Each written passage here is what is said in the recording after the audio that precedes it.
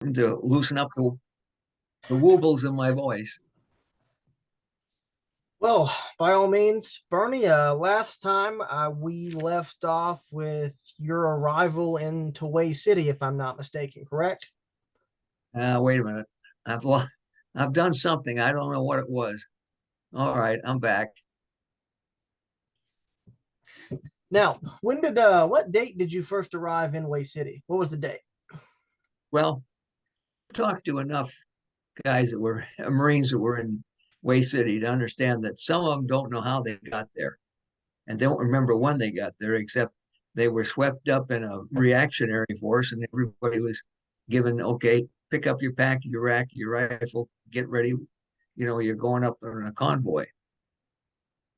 So I came down on the 30th from Contien, caught a plane on the first, or no, on the 31st, I caught a plane out of Dong Ha and landed down there in Phu and we had a small office of combat correspondence down in Phu.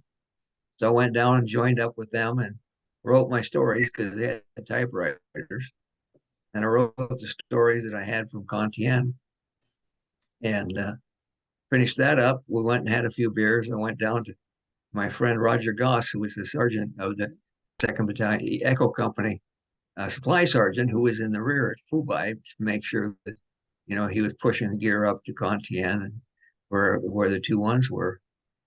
And so I spent the night down there. Actually slept slept on a decent bed and had some good food and visited with Roger, who was a good friend of mine. And the next morning on the second, I I got up and there was all this kind of hurrying up, people yelling and saying, form up, fall out, fall out. And I'm figuring out what the hell's going on here. This is not normal for the rear area. If they want you to get on mess duty or go burn crappers or something, they don't make this much noise. So I stepped out at the tent and there was a first sergeant standing across the way from me. And I said, Top, what's going on? He said, well, there's some problems up at the MACB. And of course, that was based on the report that came out the day before, which said there's some minor sniper activity at the MACB compound. Can you send up a reactionary force to help us? Well, that just shows you we did not have a handle on intelligence at all. Otherwise, how would you get two complete regiments in the city away? Anyway, he said, so we're rounding up all the casuals, and that he meant people who were coming back off R&R, those who were coming back off leave. They couldn't take people who were 5 days from getting home, but so they were rounding them all up. And truck convoy came up with six bys, and one thing I do remember, which I had forgotten about, was there was a lot of armament. I mean, we had 3.5 rocket launchers, which was a World War II and Korea thing. We had some 106s on mules, which were these little flatbed things that ran with a Cushman lawnmower. And they had several, uh, much armament I'd seen in a long time. Well, I find out later, many years later, listening and hearing from Captain Christmas that Colonel, I knew I'd forget it. Anyway, the 115 colonel uh, and said he emptied the entire armory because he didn't know what he was getting into. And so I just went out and had my pack and my helmet, and I just said, "Well, I'll get on one of these trucks." And the word was they're going up the way, and I thought, well, that's a good place to go because I got a friend Tom Young up there, and I'd been stopped off about first part of January. We had a nice dinner along the river, and we had some bottles of wine, and it was really nice. And I thought, well, I'll just get up and see Tom. I had no idea what we were getting into. So I was basically with 2-5, who was loading on the trucks at the time. 1-1, Alpha 1-1 had already been sent up the day before. I believe it was the day before on February 1st. and they had really run into the meat grinder. We were trying to salvage the remains of what they were. They'd taken heavy casualties. And so our goal was to get to the MACB compound. That's what they told us the convoy was doing, because we had we had Marines, and we had armaments, and we had radio equipment. The end result was we got almost to the MACB compound when we ran into an AK-47s and AK-50s, which stopped the convoy because they were shooting out the windows of the driver. And we all bailed out. I remember jumping out of the 6x and lying in a ditch until that finally they secured whatever machine guns were firing at us. And then they got us up and said, here's the MACB compound, two blocks down, head for it. And so I just ran along with the grunts, not knowing where in hell I was going. I remember seeing the bridge from my first experience coming in there. So the end result was they sequenced the fire. I mean, it was pretty intense right there because the trucks were shot out, and they were still. I have to hand it to the drivers. They were still trying to drive those trucks, no matter how bad shape they were in. They're trying to get them down to the MACB compound. The rest of us, I just joined up with the squad. I don't remember who it was, but we were just lying down in the ditch alongside the road, waiting for a clearing. And when the shooting stopped, we all headed up and ran for the MACB compound. That's how I remember getting there.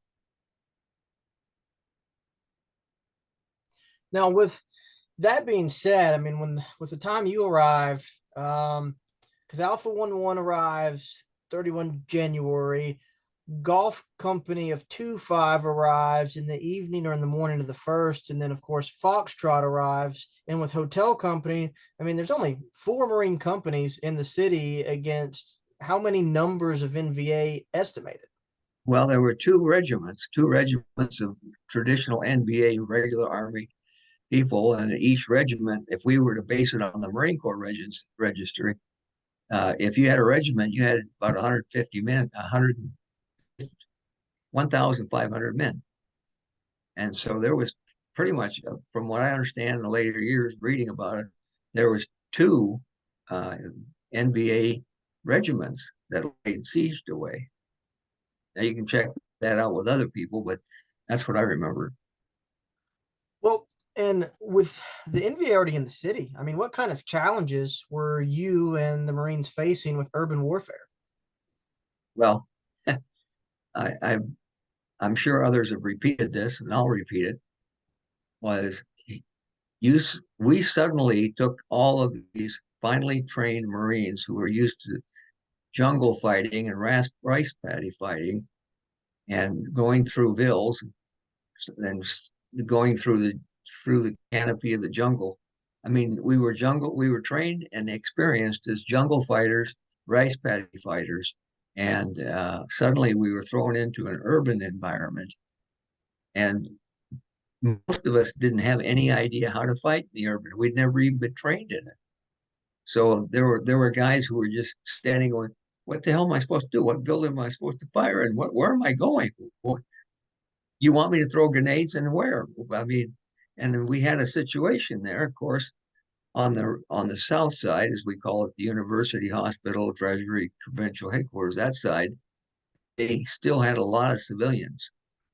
So we were experiencing civilians trying to get away from the firefight, and we're still trying to figure out what do you do to deal with civilians? They're running towards us. Do you shoot? What do you do? And so there was a lot of questioning, and nobody was really figuring it out. And then finally, the word was passed that we're taking on, we're pushing down Loylai Street, and everything that's in our way, clear the rooms by fire, basically. Well, and speaking of the civilian aspect, how did you handle the civilians? Did you try to get them out of harm's way, or was it one of those? How do you sweep a building when you've got civilians in there? We were told that the civilians that we had that were being pushed towards us, which was part of an NBA trick, was push civilians toward us to slow it down. And we were told basically keep pushing people to the back. And supposedly the ARVN, and I have to admit the ARVN probably was there, but the ARVN's responsibility was to take the civilians and get them back to a safe area, which was called the Circle Sportif, which was that big round incomplete building back by the three mast wharf area. Anyway, that was where they were being pushed, and as they came towards us and identified themselves, we were able to push them back behind to get them to the ARVN, and then move them back behind now the combat area. Well, and with the civilians, I mean, do you recall how populated Way used to be when before the actual Tet Offensive of '68? I don't have the exact figures, but it was like the third largest city or fourth largest city, because it was the traditional home of the government of Vietnam. Uh, there was, a very viable uh, economy there on the south side. The numbers I can't tell you. I don't know, but I know that there were a lot of them that lived across into the north end on the provincial headquarters. That was a much larger. I've got an opinion on the difference between south side and north side fighting, but there were. I have no concept, but I think somebody told me at one time, Hue City in South Vietnam was the fourth largest because of the historical importance of it.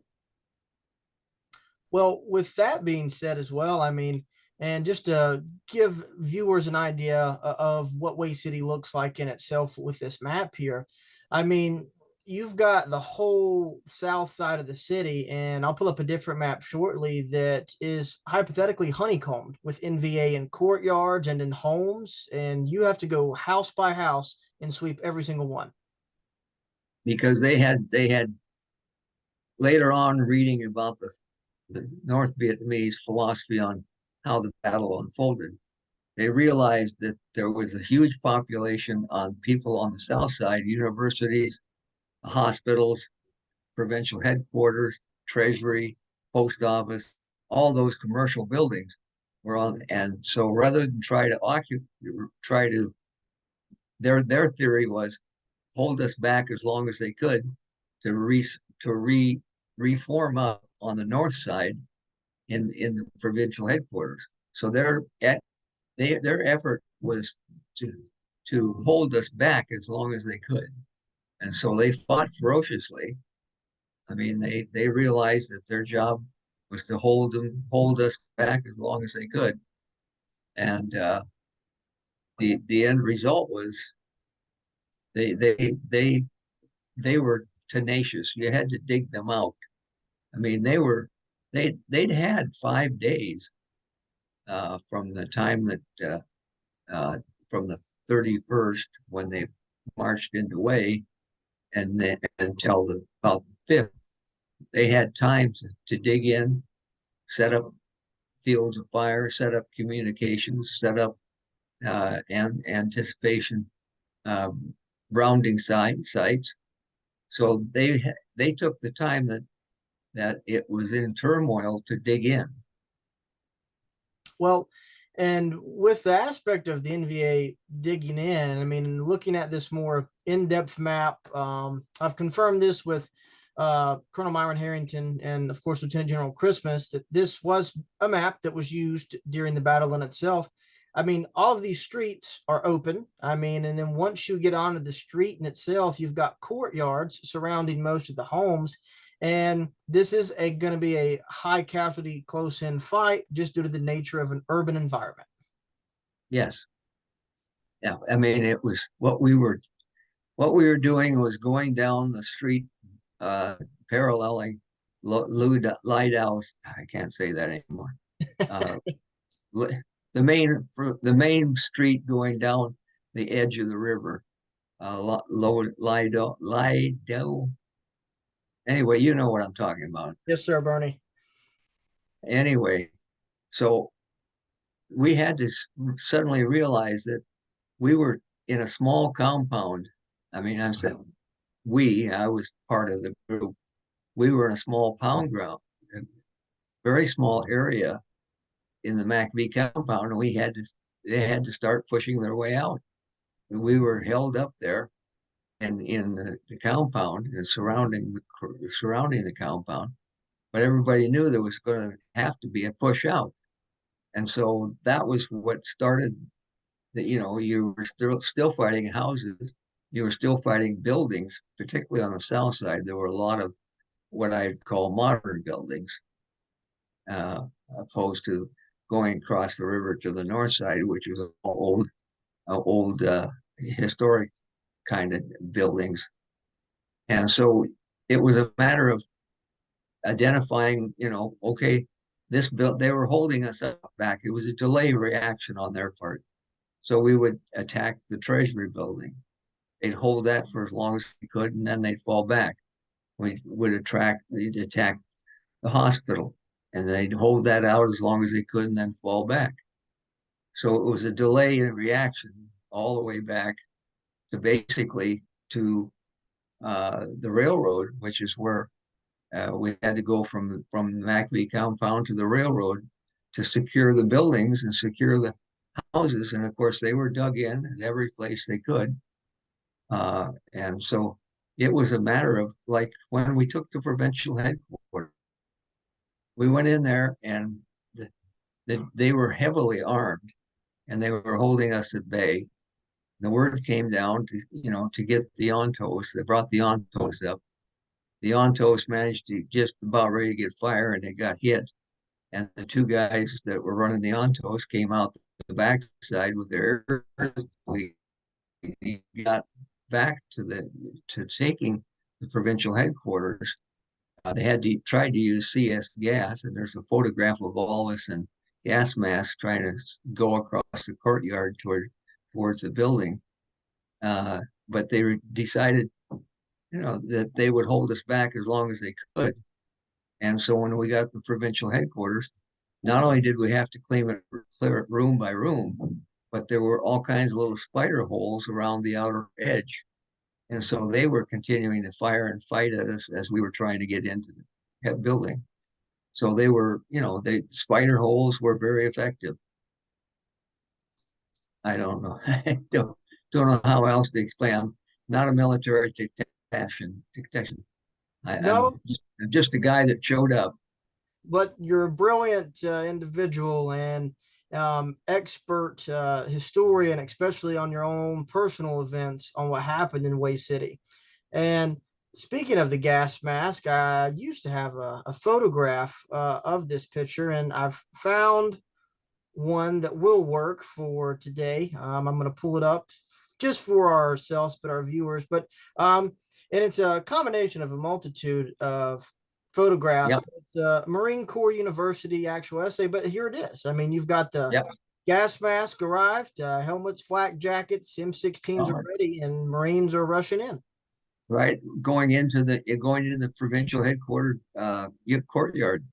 That was the initial force that ran in there. They got chopped up a little bit, but yeah, that's they brought out the CS gas, and somewhere there was a story about a second lieutenant who had never really had any experience, but he was with the engineers, and they told him he had to set off the gas canister. Well, he was trying to still read the instructions on how to do it. He finally got it fired, but unfortunately, by that time, the wind had changed and it blew back over us. So everybody, by that time, we rushed in. We rushed into the courtyard of the provincial headquarters and realized there was no gas, so we took off our masks. That's why the flag story you see of Gunny and the rest of the flag was they aren't wearing their gas masks, because once we got in there, we found out there wasn't any, and all it did was blur our vision. Well, and speaking of the provincial capital and what eventually led to this, at least in my opinion, very famous Sea Tiger article and picture of Hotel 25 with the flag raising. To give folks an idea, you have hotel company moving down this access of avenue, and then on the following streets you've got Fox company moving, golf company moving, and it's block by block that you're fighting through. And with your experience there, Trying not to get too far ahead of another. well, and speaking on that, how difficult is it to communicate in an urban combat environment with the constant fighting, having to sweep all of the buildings? It's time consuming. You don't know what's behind each door, each corner, or each room. I mean, what's it like? Well, this welcome opportunity to explain something that I know have been reported by others. But when we got into the city, everybody was accustomed, as I said, to jungle fighting, rice paddy fighting, and bill holding, and bill and sweeping and stuff. Suddenly, you're in this environment which is like back home. You know, it's a modern building, streets, alleyways, everything. Well, the people who rose to be the leaders, like the fire team leaders, nobody, you run into a building and you sit there and okay, we cleared the building. Now what do we do? Well, we're going to go over there. No, I don't know how you get across over there. These guys who had lived in the urban environment were priceless in their knowledge of how to get across the street without being killed, how to move up a couple of blocks without having to be laying behind, getting ahead of yourselves. They had they had experience on how to fight in urban areas, which were greatly appreciated later. Well, by the middle of this battle, we began to realize how important their skills were. So, Well, and uh, speaking on that, I believe that in many regards, oftentimes the city kids are the ones who get forgotten in the movies. It's always about the southern farm boys who can shoot, who grew up around. But when it comes to the urban environment, somebody that grew up on a farm, either in the South, the East, or the Midwest, they don't have that city feel. Because they've never lived in it. They don't understand how the cities operate, what the best avenue is. But your city kids do.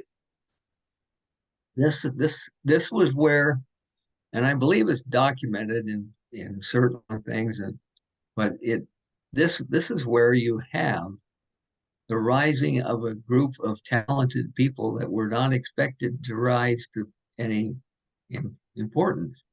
But these guys that grew up in the urban environment were absolutely priceless in those early days when we were trying to sweep down street by street, and you didn't know how to get it out of because they were setting up ambushes. They were setting up firing from behind. Once you passed over them, they would pop out and open up on you. And these guys were able to read the street. They were able to read the environment. And it didn't take them long to figure out which streets they could go down with least amount of casualty and which streets stay away from because they had that intuitive knowledge that comes with urban living. And that's something that you can learn, but it's not something that you can learn for the scenario of Waste City in terms of the fact that no urban combat, very little urban training for the Marine Corps at the time. And it's that instinctive knowledge that you're born with growing up on the streets of New York, Philadelphia, San Francisco, those places. Those were the guys that rose to the cream top. I mean, suddenly everybody realized that there's a guy in the fire team, there's a guy in the squad that knows how to fight in the city. And so they graciously went to him and said, here, what do you want to do? What do we do? What would we do? And so that was recognition of, urban fighters, actually. Well, One thing after you burn it. occurs to me, and I think it probably borne out somewhere in maybe General Christmas's book. I haven't gotten through it yet, but and that was the importance of having people who knew how to urban live and urban fight, and at the same time, we had to honor them, recognize them, and give them the lead, even though they may be outranked or underranked. But it was the idea that shortly after we started going down the street and hitting the hospital and the library and all the other places, began to realize that we had no idea how to do urban fighting. In fact, that was why Colonel Cheatham, Big Ernie Cheatham. Cheatham. That was why the story I've heard is Ernie Cheatham, after his first day in Way, called back down to Fubai headquarters and said, "Get me every book you can get on urban fighting in the Battle of Incheon," because that was the last time the Marines had ever fought house to house. And so he was looking, there was no training, there was no knowledge. He needed to find out from historically how the Battle of Incheon went, because that was another urban fight. So that's a story I've heard, and I think it's truthful. Absolutely, it is. And to give people a bigger idea of the picture here, I mean, while 2-5 and 1-1 are currently dealing with the NVA on the south side of the city, you also have in the Citadel region up here in the northwestern quadrant, NVA dug in there. And knowing that at some point, once the south side is secured, somebody has to cross this river, the Perfume, and try to get into the old Citadel and push them out and relieve the Arvin. First Arvin, I think. First Arvin compound, and the airstrip that was there. Yeah, it was on the north side. Yeah. So, and so, well, yeah. Go ahead. I'm sorry. Oh, it's okay, Bernie. Well, I was going to say, when you first got into the city, did you immediately attach yourself to a hotel company, or did you attach yourself to Alpha 11? What was your first day like? Well, I think the group I came in with was probably more like golf. Initially, I think the trucks I got on, I mean, there were, like 4 trucks, loads of guys, and I just grabbed one. I think it was golf I came in with. And then when we got to the Maccabee compound and kind of swirled around and mixed up and deployed in the buildings outside, to protect the compound, I think had come in with troops from golf. I think it was when we started sweeping down the street that I joined up with the hotel. Now, Hotel's first objective in this phase line of initial assaults was the university. So, what was Yes. fighting and the situation around the university that you remember, Bernie? Well, the university had kind of a semi-high wall surrounding it with a couple of gates, and the university was, French buildings, French era buildings, 2, I think maybe in one case 3 stories, but they were all clustered together. It was kind of a combined 3-building front, or 2-building front rather. The library was in that building somewhere.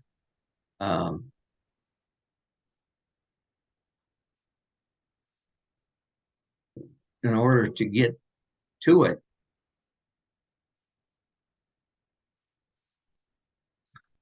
going in, and that was where small arms, grenades, and laws, and AK and M16s and M60s were the primary weapons that we had to try and fight our way into the building. And it was, you had to go through the wall or fencing, the wall fence that they had, which because they had, you couldn't, you had golf behind us, behind this hotel. Hotel was going down the main street near the river. Golf was back behind us. Fox was somewhere in that area too, but we were the ones pushing down the front of the buildings. Well, and It was, go ahead, yeah, Bernie. no, I am no. Well, I was going to say, and with the weapons you have, you were also limited on what supporting arms you could use inside the city. We we could not understand why we couldn't call for airstrikes, artillery strikes, or even bring in 81 mortars, because we didn't understand where. Well, granted, it was bad weather, but we were still getting some choppers in down at the boat ramp, which was where the choppers were landing. And we couldn't understand. In the field, we kept saying, I'm pinned down. I need help. Is there any airstrike or any artillery.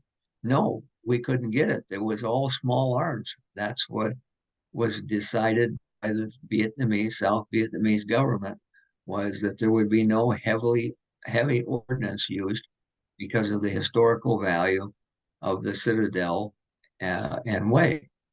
And we found that out by word of mouth after about 5 or 6 days. Was why we couldn't get any kind of heavy support, was because we were in the middle of a historic monument and they didn't want it destroyed. Well, that left us with small arms fire, and the NVA were pretty much in the same situation. They had machine guns and mortars, but they didn't have any artillery to fire at us. Certainly no airstrikes. So that was one of the ironies of it, was we began to realize that we couldn't use heavy weapons in there, and that did affect people's morale. Well, I'm just speaking from my observation. well, and that's with every Way City Marine I've talked to. Morale is impacted because if you're going to assault a strong point, Marine Corps doctrine initiates supporting arms. That is what you start with, and then you follow up. But when you can't use the supporting arms, in many ways, it feels like a suicide mission. It's a meat grinder. That's what it was. It was a meat grinder. You had to do it. You had to do it with weapons. In a couple of cases, they actually had to do it with bayonets and entrenching tools because they were overrun. Some small units we had to extract them in order to save them, but that was a risky kind of thing. That was part of the situation of fighting in the urban area. You could get lost and confused. You could get struck. You didn't know where your lines were unless you were with the company with the grunts. You could wander up front, or even in the case of wandering back behind, you just were. Now my job was to try. I thought initially it was to try and get stories, so I was following the action like I had done all those other months in the Da Nang area. But I soon discovered that my job wasn't to follow the action. My job was to figure out where the action was and how to coordinate around it. None of that makes sense, I realized, but it was kind of, what am I doing here, kind of thing. Well, after I realize I'm in the middle of a big battle, so what am I doing? Well, I'm doing what I'm supposed to do. I'm staying with the units that I'm with, and I'm trying to take notes. And sometimes there wasn't any hope to write stories. It was just I realized that I was in the middle of something that was not going to just be another assignment. And at what point did you realize that your job as a correspondent was now shifting to carrying ammunition, being a supporting rifleman, and doing the jobs of a grunt? When did you realize that? Mainly when I went across the north side. On the south side with hotel, I helped carry out some wounded. I hauled some ammunition, and basically I was there. Basically I was an attachment, so I was there to do whatever they needed. They would send me back to get corpsman supplies, whatever they needed, whatever. Other than if they needed me to sit in the front with an M16 and hold down a corner on the street, I did. But the real significance, realizing that my days as correspondent were over, is when I was on the north side, fighting inside the Imperial Palace. That's when I realized there were no sense. I couldn't write. I couldn't come up with stories and names of people because the next day they could be dead, and I had no way of knowing. That's why in my notebook, I've got several stories about Way that I never got to write, including stories about tanks and stories about the Harrington coming in, and stories about 1-5 trying to raise that flag on a chair. All those kind of stories that I had. I had them, but there was no way I could get them published because I didn't know. Like in some cases, I knew with the tankers, I knew the two tankers I wrote the story on were dead the next day because of the I. So I just realized that my job as a correspondent was over. It was to do whatever I had to do. Well, and speaking of the aspects of correspondence and photographers, who else was in the city that was a part of ISO? Well, Bill Dickman, who has many famous photos, he was with First Division Photo. He was in the city. Uh, he and I linked up, I think, when we went to when the battle shifted to the hospital. And he was, he's the one that took the pictures of loading the 106 up on the top of the roof and all those that Bill took, including the provincial headquarters. He was the only one I ran into until later after we'd secured the south side. Then a couple more guys started showing up from the CIB. One of my bunch came up with Gus Hosford and Dale Dye, and I hooked up with them just before we got on the boat launch, and they hauled up to the north side to start the battle up there with 1-5. Uh, those were the only ones I remember at the time. I know there were others. Pennington was there, Sullivan was there because I spent a night with them. Those were the only ones that I had. I didn't link up with anybody other than Dale Dye for the north side, and there were a couple of guys from I believe it was Leatherneck, which I could never figure out how they got there, but they did. And but they didn't stay long. They came in, got some photos, spent a day or so, and then they were gone back. I don't remember anybody other than a couple of my own group. Like I said, Gus and Dale and Pennington and Smitty. Those are the ones I remember. What I remember about Dickman was he had all these great pictures. And so when Pennington ran into us wherever he came from, I don't know, but he came up to us and he was trying to get a grasp on where he was supposed to be going with taking photographs. And Dickman said, "Give me your film." He said, "Because I'm out of film, I need your film."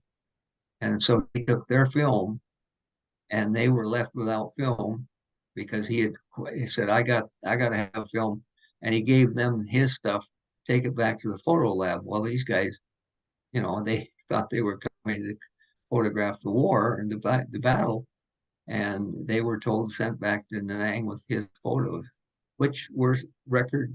They were superb photos. I have no obscure, no failing to say that they were good photos.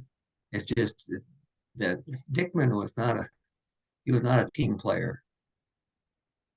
Well, Anyway, that's a story that may or may not have any bearing. well, to continue on with the people in Way City specifically, and you mentioned linking up with Del Dye and Gus Hasford. When you guys would link up, would you try to share stories around in itself of what you'd seen so far? What happens when you guys met up in the city? Well, we would say, okay, who's covering what? Well, I've got Echo, I've got Golf, I've got Hotel. Which I'm going with Hotel right now. Golf is off to our right flank. Maybe you go over and cover them. And there's casualties and resupply going on back at the old McAfee compound. Maybe somebody should go down there and take a look at what's going on with civilians, keeping them safe in the Sportif Stadium. And so I would say, I would at the time I said I'm going with Hotel. Golf needs coverage. I haven't been with Golf, so they want to go with them. That's fine. And so we would basically try to meet up the next night and discuss where we've been, what stories we had, not knowing that there was probably no chance in hell we were ever going to get stories out unless we could find somebody to dispatch them, carry them back to Da Nang. But we would just, we did not work together as a group, where there was only like three of us at the time.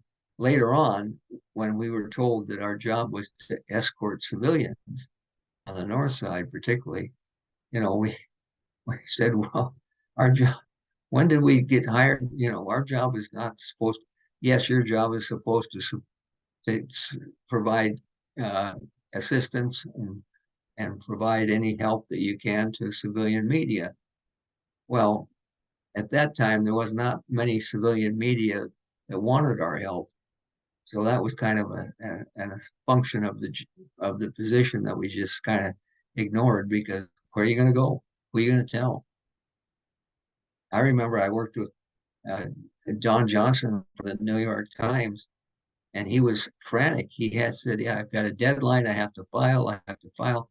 I said, "The only place I know of where you can get out contact with the outside world is go back to the Arvin Division headquarters and the airfield. There's some kind of contact going out from there." I didn't have any knowledge of how you help somebody get their stories filed. I mean, I didn't know. So I just hunkered down, stayed with the outfit that I knew.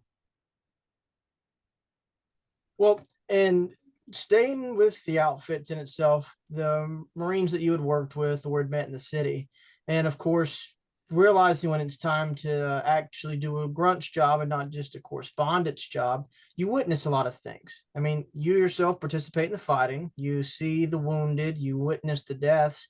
So, how does this start to impact you of constant urban warfare day after day after day for yourself? You were in the city for what, 3 weeks? I got there on the 2nd, wounded on the 19th. So for 3 weeks, how does this impact your morale, your personal emotional stance of constant urban fighting? Well, I kind of accepted the fact I was dead. I mean, there was so much. I mean, there are so many people around me that are dying and being wounded, and I figure it's just, by that time, even before way, I'd figured the whole thing out was it's just a matter of luck, and whether you run out of luck or not. I mean, you can only run so many miles before you have to stop. Well, when you stop, that's when they got you. And basically, I became very numb to the blood, the gore, the destruction of the human body. I became pretty much centered on the fact that I had nothing to lose because I wasn't going to get out of here alive, because I had been seeing so much death. And so that just allowed me to feel a freedom. Some people may tell you once when they face death, and they're given a certain freedom because now you know. I can't give you a better philosophy than that, I guess. It just was a matter of, I'm so numb to the whole thing that I realize anything can happen to me. It doesn't have to take long. Well, and you bring up a point, and I wanted to bring up a photograph. And I'm not so certain that this photograph perhaps wasn't staged. This was taken by Catherine Leroy in the section of the Citadel. But to give an idea on what you're describing of you never know and you've accepted the fate of death, I mean, clearing out, for example, this home, this Marine here putting his rifle through the aperture of the door, you've got a window here on the right. You truly don't know. Anytime you peek around a corner, what is there, the best way to approach it. And when you have to do that daily, and then if you come to a few homes where there is no NVA, it's quiet, perhaps you get a little lax, and then in the next courtyard, there's a squad waiting on you. You just don't know. Yeah, that's the tension.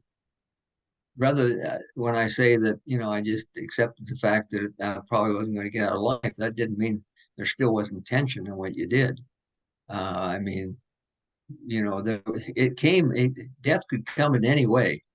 You could get death by hiding in a bunker and somebody dropped you an M60 round or an MA62 on you. You could be running across a street and someone would pick you up on the AK-47. You could be moving in between the houses and somebody they left somebody behind with a magazine of ammo to hold you back, and you couldn't walk, you couldn't push your way into a house without recon by fire first, because you knew that somebody in there may or may, if you hoped they were civilians, and you could get them out. But in most cases, you kicked open that door, you had to make a split-second decision on whether it was fire or not.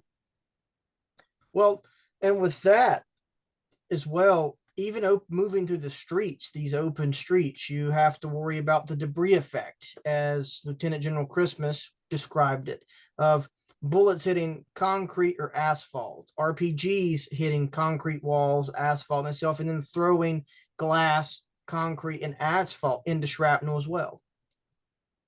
Yeah, it's it's not all clean, not all clean shrapnel. Uh, I remember, I think I mentioned previously that a lot of these houses had, brick concrete walls around them, and the top of the walls they had cemented in broken shards of glass. Well, I mean, suddenly you have to come up front into a courtyard, and you're surrounded by this wall with broken glass. It's gonna you're stymied. Nobody's gonna climb over a wall of glass. So what you got to do is find another way around.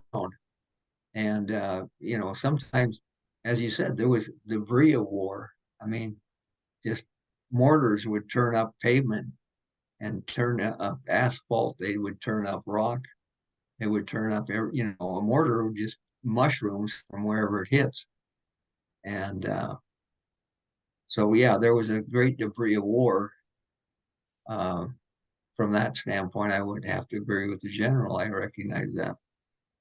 Well, and going to bring up a photograph just so folks can get an idea of urban environment and how to move down some of these open streets, because for obvious reasons there's not a lot of photographs of the house to house fighting because you can't photograph it. It's happening too quick and it's too dangerous.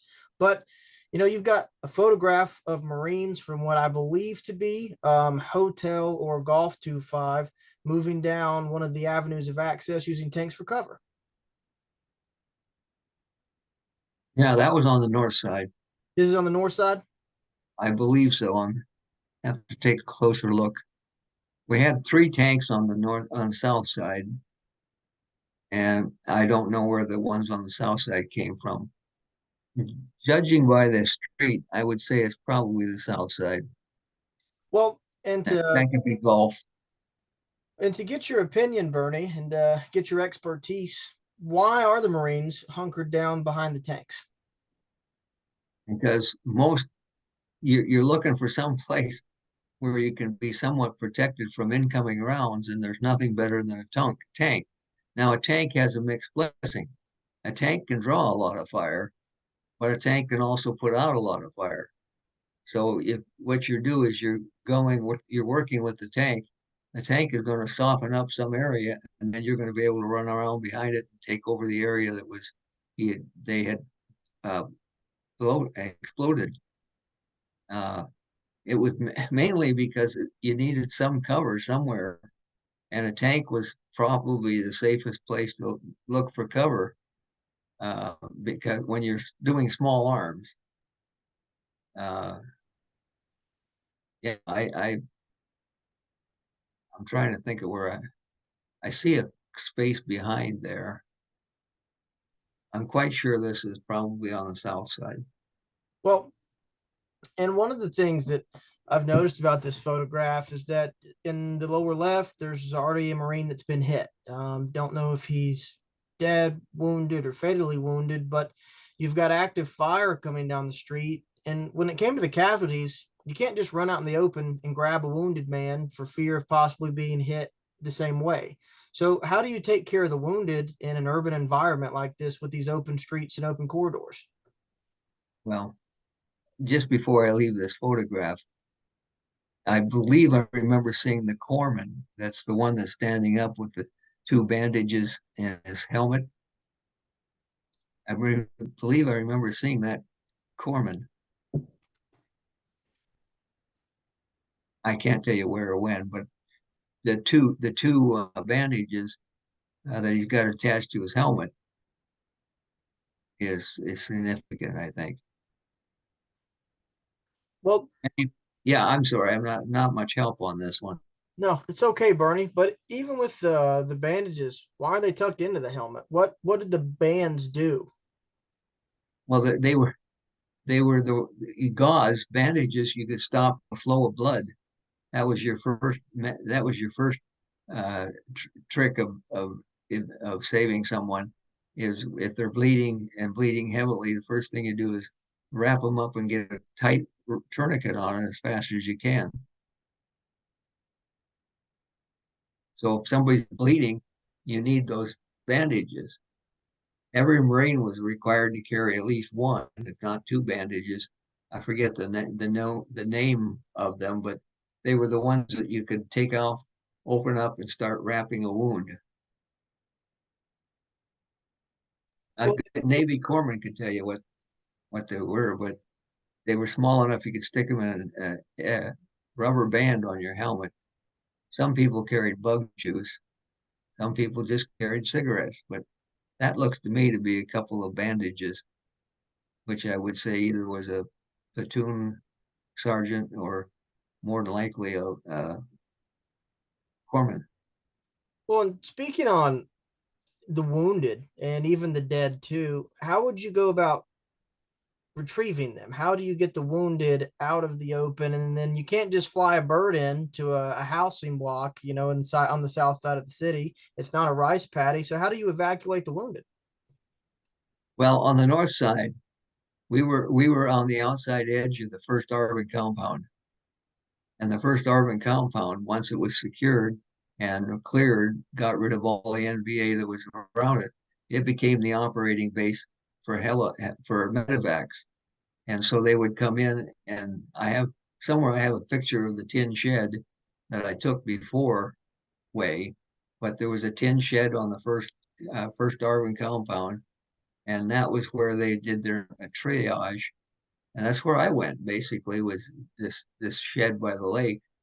And from there, they triage you as quick as they could, and then they put you on. We had choppers coming in all the time because the area that there were companies, a couple companies of Marines that were surrounding that medevac area to hold down any kind of insurgency that they got. But once you got triaged, then they got you on a helicopter and got you out as fast as they could to Fubai, where they then triaged you again to make sure whether or not you were going to make it. So that I've always said one of the hardest jobs I think one could ever find would be in a combat situation like that is talk to a doctor that has to be a triage doctor in a heavy battle, because you've got to make a quick decision whether somebody's going to make it or not. That's a very hard process. I don't know how they live with it, really. I don't think some of them do. Well, and I've got a book that I'm going to send you a recommendation to. It's fairly easily affordable. I've got it signed by some of the guys who were with 1-4, but it's called They Called Me Doc. And it's got stories in there about corpsmen from 1-4 and 2-4, but one of the corpsmen in there in the 90s ended up taking his life due to the decisions that he had to make of who lives and who dies. Because in many ways, like you're saying, you're playing God. And it's a decision that nobody should ever be thrown in, let alone 19 to 21-year-old kids, of who gets to live and who gets to die. Your best friend who's been shot up, but he's got too many holes in him. You've got to find somebody else you can take care of and who can live. And it's got to be a gut wrenching decision that, you can only imagine that. You can't imagine it, actually. There's no way to fathom it. I'll share another book with you also. It's called Corpsman Up. It's written by a friend of mine, Doc by Vasey, and it's his recounting. He survived I think 13 months as a corpsman for 1-5, and it's just an amazing story. He's very effective in looking at the experience that corpsmen go through. Happy to share that with you. Well, I appreciate that, Bernie. And speaking on the docks and to get in some of the lighter things of today. I don't want to be too heavy, but how did Hotel 25 take care of their wounded and run supplies on the southern side of the city?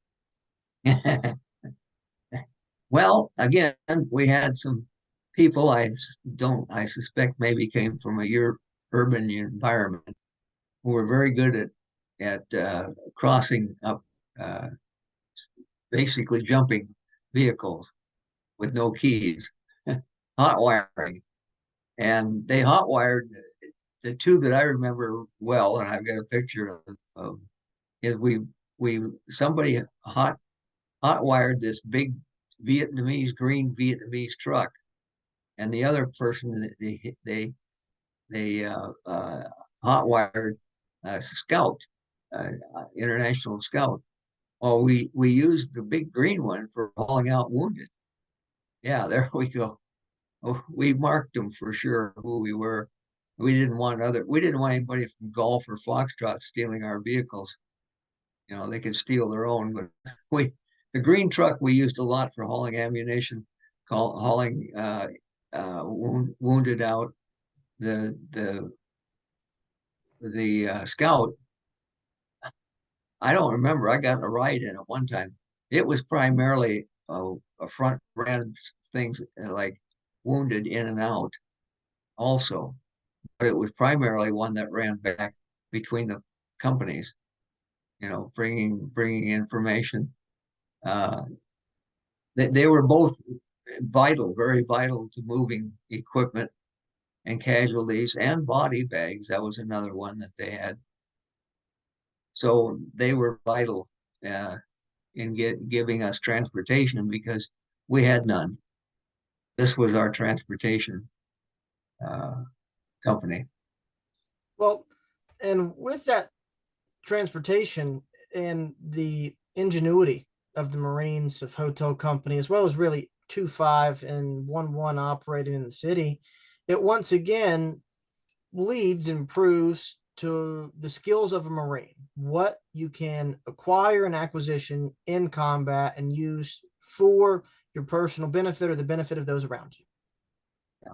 I think I think some lessons learned. I don't know if anybody ever recorded it, but lessons learned is when an environment, urban environment, find out among your Marines who's got experience of living in an urban environment and has skills that allow you to navigate around complex buildings.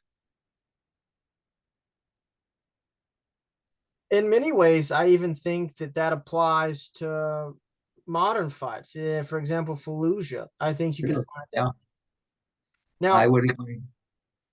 in terms of NVA, were they surrendering a lot on the south side of the city when you were working with Hotel 25? No, they did not surrender. They kept holding, you know, slowing, retarding, falling back. Uh, I don't recall anybody capturing NVA on the south side. They they they took their casualties with them. They we never knew really what the account was, but we didn't have anybody raising a flag and raising their hands that I recall. They were very committed. They were assigned a mission, and that was to retard and slow us as fast as we could to get to for them to get down to the rail yard, the rail tracks, where they could then enter into the old citadel, which is where they decided to make their last stand. It was the old citadel.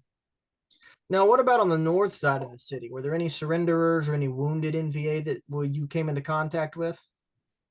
Well, I did send you a picture of an NVA soldier that we dug out of a spider hole, uh, and he was showing a lot of injury to his head.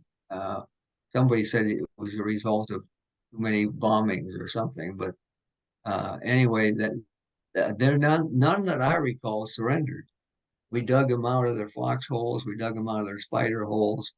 Uh, even when they got inside the imperial palace and grounds, and there were all kinds of bunkers and barriers and everything. Nobody surrendered that I'm aware of.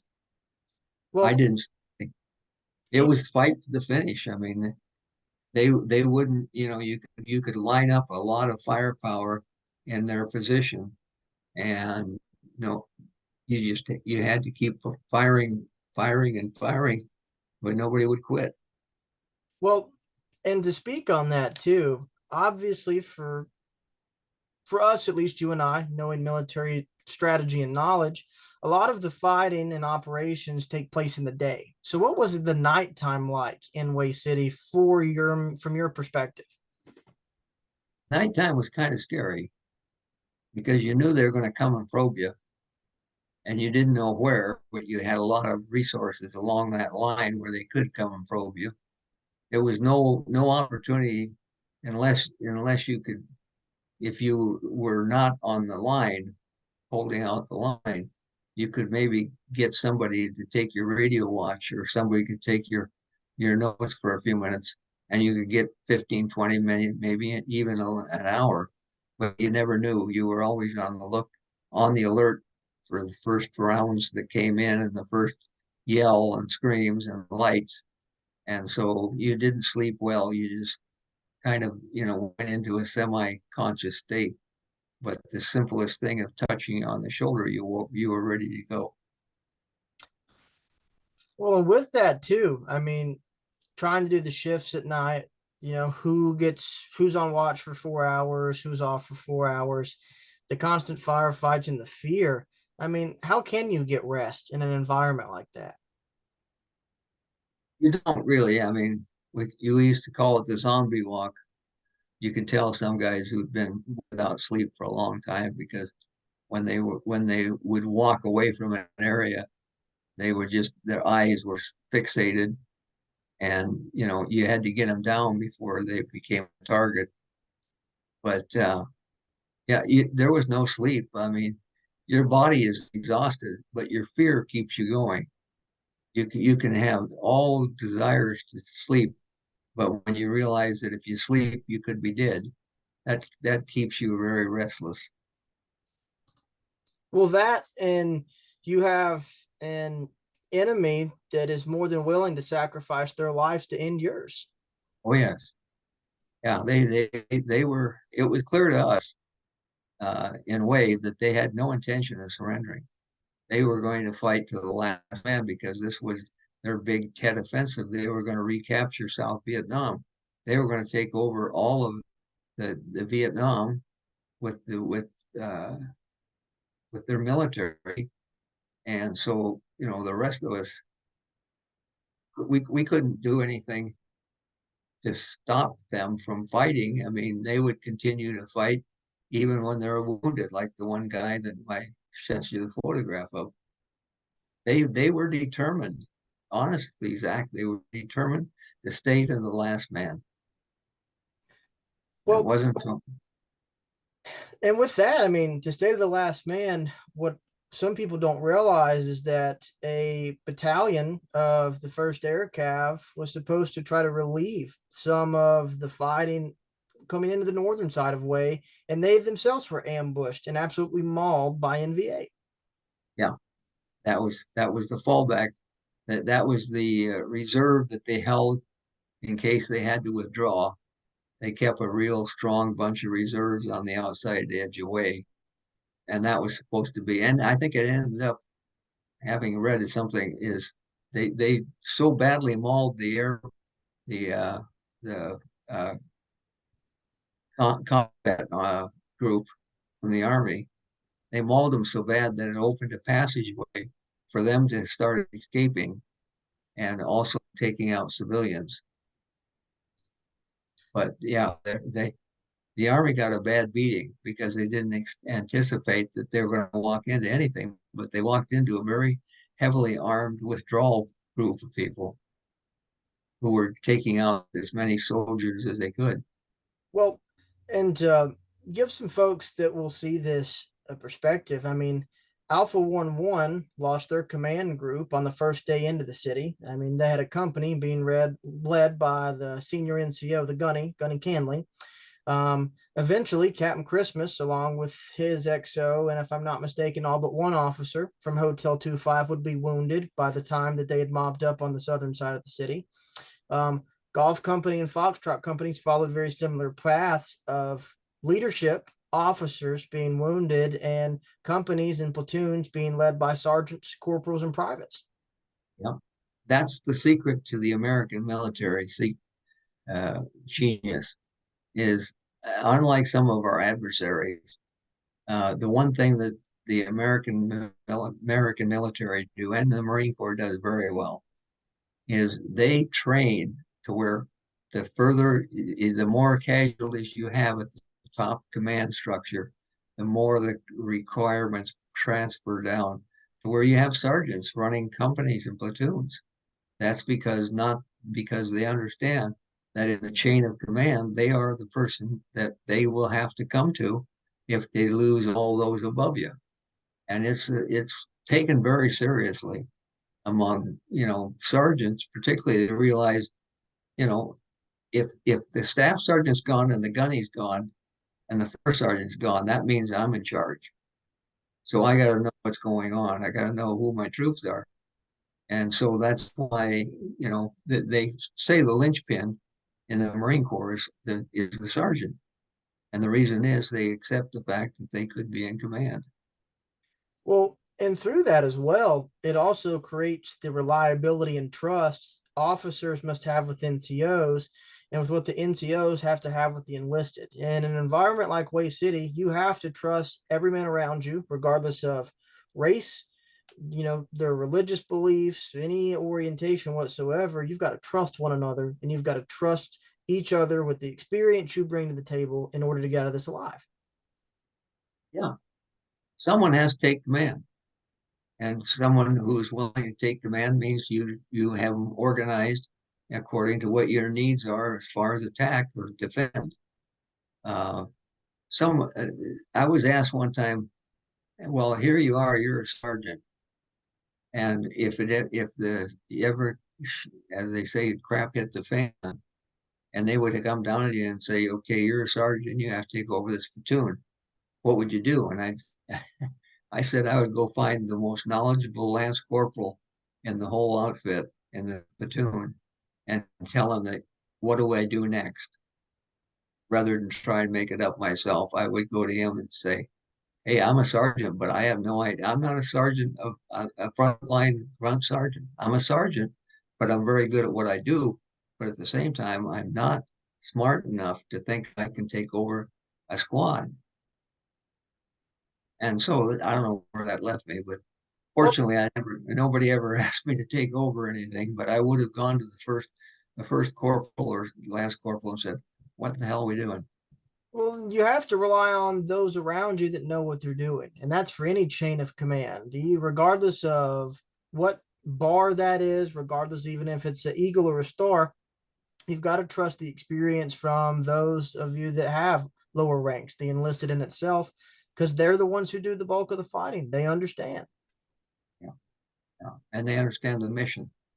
You don't have to go into great detail what a mission is. You just have to point out where you're going and how you're going to get there.